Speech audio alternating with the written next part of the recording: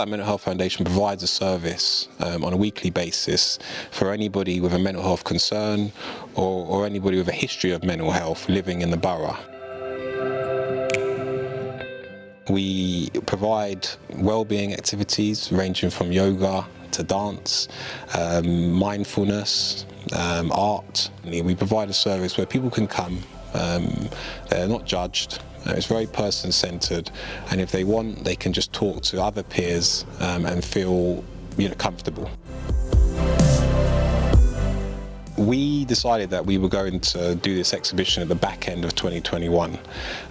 We spoke about doing an exhibition about the history of mental health in the borough. We built a working group of individuals that use Sutton Mental Health Foundation, and in that group we found very early that they all had something in common, which was that they'd all been in hospital.